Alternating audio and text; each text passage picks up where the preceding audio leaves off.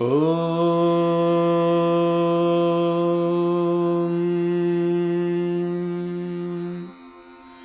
Om.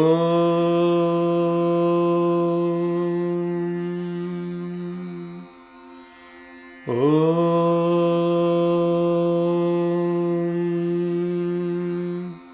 Sri Sai Ishwaraya Namaha Harihi Om. Offering our collective love at the divine lotus feet of Bhagwan Sri Satya Sai Baba, loving Sai Rams to one and all. Bhagwan has said, the Vedas come from certain fundamental sounds and their variations. The slightest modification of the sound changes the meaning of what is said. No written language is able to represent all of the Vedic sounds. It is impossible to write many of the words. The Vedas are God's breath and can be transmitted from person to person only by voice. So these mantras are fundamentally vibrations, and these vibrations are manifested from the bottom of the navel, and they travel to the heart and then to the throat, and from there they are manifested as vocal sound, or what is heard through the mouth, using the tongue, the lips, or the nasal. Now this sound vibrations that is unmanifest is known as para, and when it moves to the heart and is perceived as feelings or vibrations of the feelings, then it is pashyanti. When they are generated at the vocal cords due to combination of heat and the life force, the prana, it's madhyama. And then when it is spoken as a language with the sounds that we hear, this is vaikhari. So there is a deeper level of experience of these vibrations of the mantras.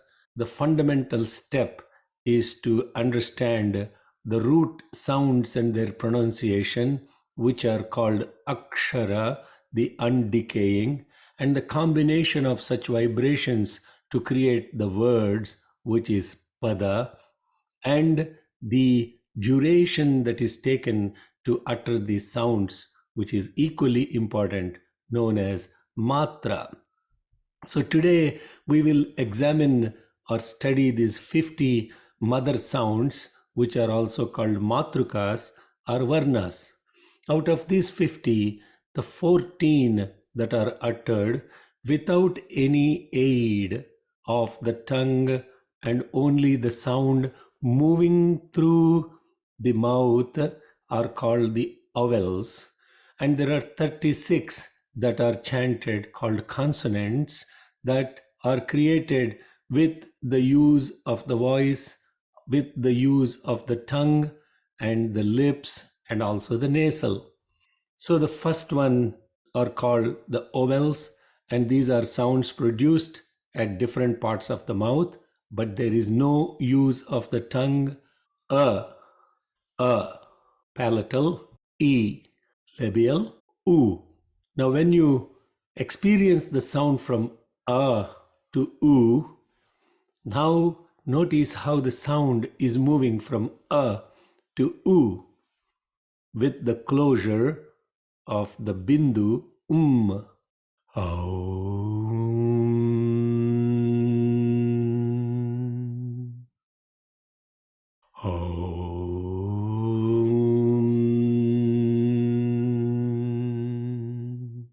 Om is the root sound of the whole universe. Now look at the cerebral sound, and here please note that the tongue should not touch the mouth, but it is used as an aid so that the sound travels through the space between the tongue and also through the mouth without use of the tongue. R, R. Then the dental sound, R, R. And now when we actually chant for 1 unit of time, which is a snap, these are called short vowels. A, E, R, r, u. And when two of these vowels are combined and chanted with 2 units of time, a, e, u, r, r. Special attention has to be given to the cerebral and the dental again, without the tongue touching either the cerebral part or the dental part. Then there are the combination vowels. For example, combination of a and e will generate a. Then there is a combination sound of o. A or a in combination with a, this is pronounced as I, ow. When you say I, a is pronounced for a short while with e. Therefore, it becomes I, ow, where a is followed by oo, ow. Now let's practice some words using these short and long vowels. Namo Bhagavate Rudraya Ishave Imahe Utainam Hridaya Kriptanchame. So when we are pronouncing R and L, R, R is a combination of the L with the R, creating combination sound of R. Babhuva, asau. Then we go to the consonant sounds. So the guttural sound is where the tongue is touching at the back of the throat, as shown in this diagram. K, K, G, G. So when you say K, there is not that much of usage of throat, whereas when you say G, there is deeper sound coming from the vocal cords. These sounds at the palate, with the tongue now touching the palate, ch, ch, j, j. When you say ch, there is not that much of use of the throat or the voice or the vocal cords. And when you say j, sound is coming deeper level. Now we move on to the next place, that is the cerebral sounds, where the tongue is touching the cerebral area of your mouth.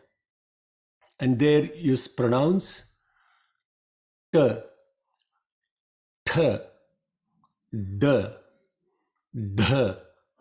Same principles. When you say t, there is not that much of throat. D, more of the throat. At the dental level, the tongue is touching where the upper row of the teeth, t, th, the, the. And the last ones are the labial, where sound is produced purely through the lips. P, p, b, bh. Now, the sounds that are also produced at the nasal level are called anunasikas, and these will be covered in the next module. The next important aspect of pronouncing these consonants, which are called mahaprana, are those that would require more power or force of chanting. Notice that when you pronounce these, air will come out of the bottom of your throat as if you are coughing.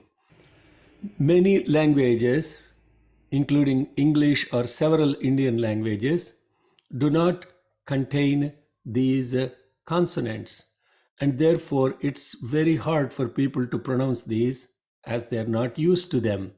Explicit attention and focus is required. Now let us look at some of the words that contain these Mahapranas or powerful consonants. Khalyaya, Jaghanyaya, Yachancha, Neelakanthaya, Meedhushe, Rathebhyo, Dharma, Phenyaya, Kulalebhya. And also when we chant Gayatri Mantra, we say Bhur Bhuvasuvaha. And we should not chant as Bhur Bhuvasuvaha. Now there are other sounds also that are pronounced at these places, the semi-vowels as they are called, Y, R, L, V. When you say the V, you use the upper teeth to hold the lower lip and release the lower lip as you pronounce it, V. And then there are the sibilants pronounced at the palatal, Sh, at the cerebral, Sha, and at the dental, Sa. For example, when you say Shankara, it is Sha. Shanmukha, it is Sha. Sahasra, there it is the dental sound. And there is the guttural sound, Ha, Deha. So in summary today, we have looked at 14 vowels that are pronounced at different parts of our mouth, 28 of the 36 consonants. In the next module, we will discuss and study the visarga, which is aha sound, and also the bindu, which is the sound, and how that is used in conjunction with the nasals.